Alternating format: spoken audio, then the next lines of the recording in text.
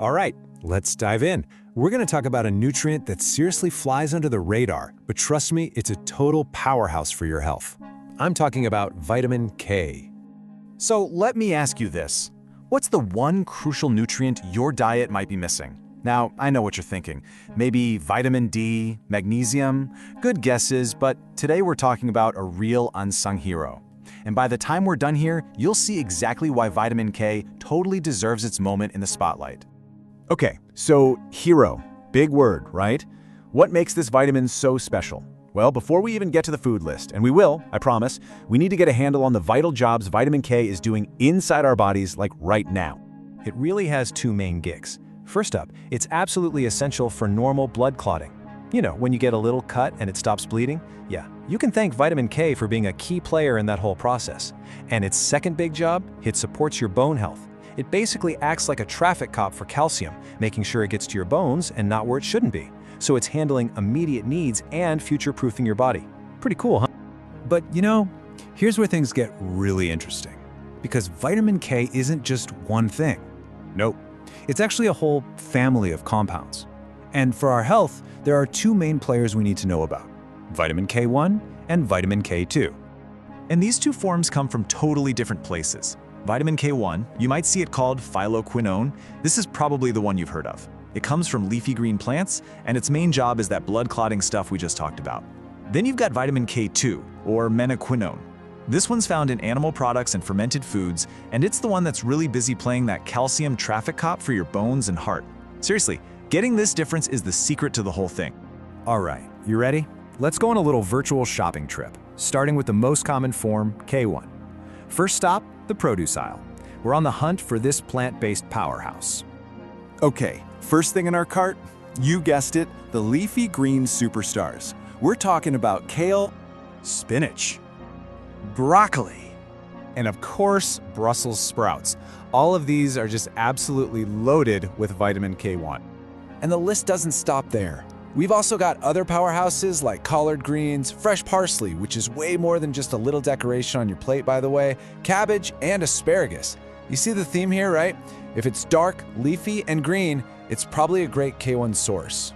Now, you can also get some bonus K1 in smaller amounts from other green stuff, like grapes, green apples, cucumbers, and even kiwi. They're all great, super healthy, but just keep in mind, they're not in the same league as those dark leafy greens. Think of them as the supporting cast. Okay, cart's full of K1. Awesome. Now for part 2 of our mission, the hunt for the more elusive, but just as important, vitamin K2. And you'll see, its hiding places are totally different. Okay, the #1 undisputed champion of K2 is natto. Now, if you haven't heard of it, it's a traditional Japanese dish made from fermented soybeans. And it's the bacteria that do the fermenting that just pump out this incredible amount of K2. It's off the charts. Looking for something a little more familiar? Good news! Hard cheeses are a great source. It's the same idea as the natto. That fermentation process that gives us amazing cheeses like Gouda and Brie also creates a nice dose of vitamin K2. And here's a super easy one you probably already have in your fridge, the egg yolk. See, animals like chickens are pretty clever. They eat plants with K1, convert it into K2, and then they store it right in the yolk for us.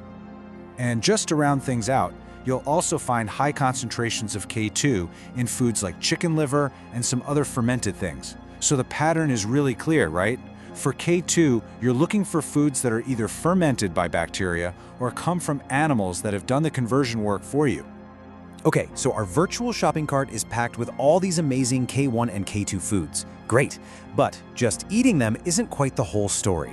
Now we need to talk about how to make sure your body can actually absorb and use all this good stuff. So here are 4 quick tips to unlock its full potential. First, and this is a big one, add some healthy fat. Vitamin K is fat-soluble, which is just a fancy way of saying it needs fat to be absorbed. So drizzle some olive oil on your salad or add some avocado or nuts. Easy. Second, a little light cooking can actually help. It makes those greens easier to eat and digest. Third, be consistent. Your body really prefers a steady, regular intake week to week rather than big swings. And finally, and this is incredibly important, so please listen closely. If you are taking a blood thinner like warfarin, it is absolutely crucial that you keep your vitamin K intake consistent and follow your doctor's advice to the letter. No exceptions. And all of this really brings us to the main takeaway here. The key isn't about choosing K1 or K2. It's not a competition. The real goal is to get both kinds of vitamin K into your diet. You need the K1 for clotting, and you need that K2 to help manage calcium for your bones and heart. So I'll leave you with this one thought. The next time you sit down for a meal, just take a look at your plate and ask yourself, is my plate telling the whole vitamin K story? Thanks for tuning in.